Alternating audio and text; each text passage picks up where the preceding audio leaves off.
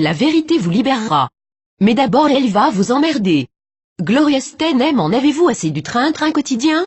Le lapin blanc a-t-il été trop rapide pour vous jusqu'à présent? Êtes-vous prêt à vous débarrasser de l'illusion, comme d'un vieux chapeau?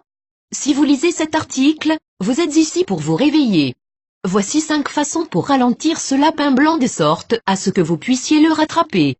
1. L'argent est un canular. La vision du monde occidental dit essentiellement que les progrès technologiques ont la plus grande valeur et que nous sommes nés pour consommer, pour sans cesse utiliser et jeter les ressources naturelles, d'autres espèces, des gadgets, des jouets. La liberté la plus prisée est le droit de faire ses courses. C'est un monde de marchandises et non pas d'entités, et on mesure les progrès à l'expansion économique. La concurrence, la prise de pouvoir et la thésaurisation sont des valeurs plus fortes que la collaboration, le partage et le don. On accorde plus d'importance aux biens matériels qu'aux gens, l'argent est plus important que les valeurs, les droits priment sur la justice et eux ont plus d'importance que nous. Il s'agit de la dépendance la plus dangereuse au monde, non seulement en raison de son impact sur l'humanité, mais aussi parce qu'elle épuise rapidement les ressources naturelles qui maintiennent l'équilibre de la biosphère.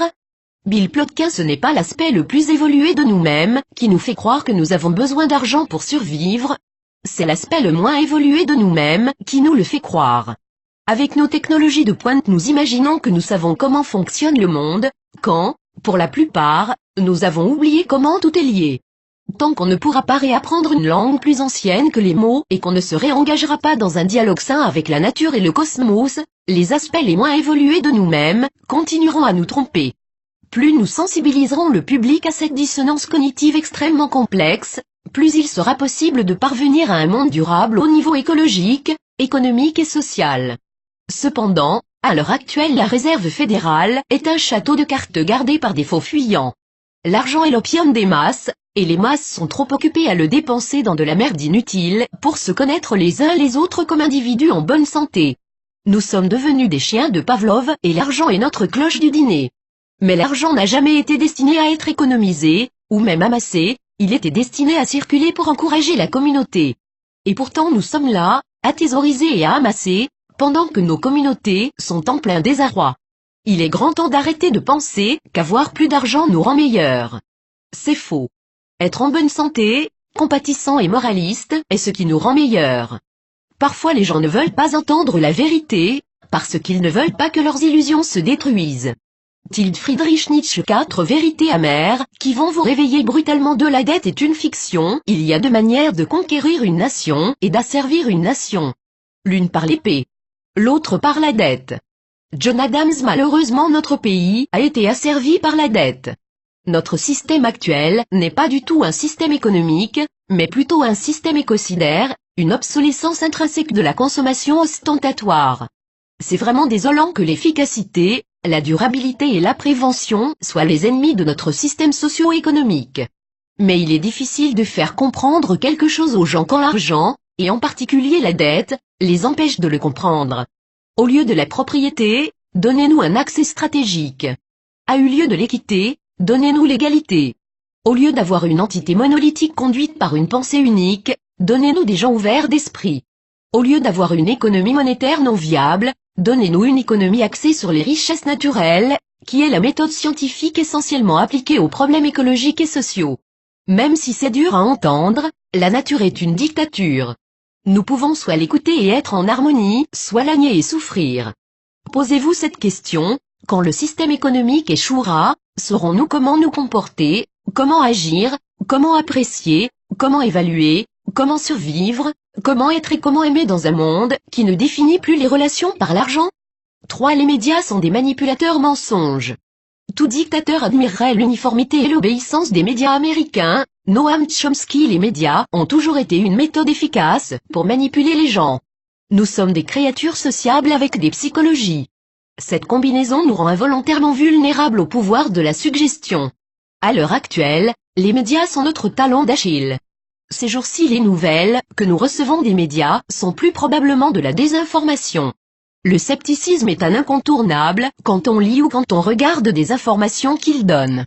La clé, ne croyez pas tout ce que vous entendez et seulement la moitié de ce que vous voyez. Soyez prêts à vomir au premier signe de déception. Restez circonspects et remettez en question toutes les autorités. Elles ne souhaitent pas ce qu'il y a de meilleur pour nous. Elles ne veulent que notre argent, et rester puissantes. Les gens qui ont l'habitude d'abandonner le pouvoir, la compétence et la responsabilité font d'excellents dépensiers. Ce sont les consommateurs idéaux. En induisant les petites paniques de l'ennui, l'impuissance, l'échec sexuel, la mortalité, la paranoïa, on peut leur faire acheter tout ce qui est joliment emballé. Nous prenons de plus en plus conscience que les médias nous mentent. Mais ils savent que nous savons qu'ils nous mentent. Et nous savons qu'ils savent que nous savons qu'ils nous mentent.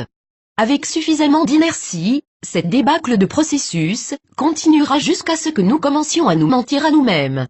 Et nous en sommes là. L'hypothèse du grand Baruch Spinoza dit que le mystère suprême du despotisme s'accessoirise et séjourne, afin de garder les hommes dans un état de déception en masquant la crainte par laquelle ils sont tenus en échec, de sorte à ce qu'ils se battent pour leur servitude comme pour un salut. 4 vérités amères qui vont vous réveiller brutalement. Suite et fin 4. Le gouvernement est une entreprise. La fin de la démocratie et la défaite de la révolution américaine se produira lorsque le gouvernement tombera entre les mains des institutions de prêt et des entreprises qui ont un pouvoir financier élevé. Thomas Jefferson. Voici pourquoi je vous explique, nous ne vivons pas dans une démocratie, et nous n'en avons probablement jamais eu. Une prestigieuse étude de Princeton a récemment conclu que nous vivons dans une oligarchie, nous sommes gouvernés par quelques individus. Et il s'avère que ces individus sont des plutocrates, transformant ainsi cette oligarchie en plutocratie, nous sommes gouvernés par les riches. Le problème est que l'argent lui-même est devenu un agent immoral au sein d'un système par ailleurs amoral, qui se vante d'être moral. Demandez-vous, voulez-vous vivre dans la tourmente et l'esclavage? Donnez vos journées aux sociétés sans cœur, qui se foutent de tout et qui ont pour unique but de faire de l'argent, ou voulez-vous vivre une vie heureuse de compassion aimante, à faire ce que vous aimez, en dépit de la plutocratie, de l'oligarchie et de la tyrannie? Le mouvement occupant a réussi à changer le sens et la forme du débat dans le monde, mais nous ne devons pas nous reposer sur nos lauriers. L'économie des effets de retombées ne fonctionne pas. Les entreprises ne sont pas des personnes. L'argent n'est pas égal au discours. C'est un piège. Si nous n'avons pas de gros capitaux en politique, alors tout ce que nous voulons faire sera sans espoir. Nous devons être plus intelligents avec nos tactiques de mobilisation pour le changement et la répartition du pouvoir au sein de notre société. Jusqu'à présent, l'état de surveillance et de sécurité nous a enfermés dans une boîte, comme l'a dit le grand Martin Luther King, ceux qui aiment la paix doivent apprendre à s'organiser de manière aussi efficace que ceux qui aiment la guerre.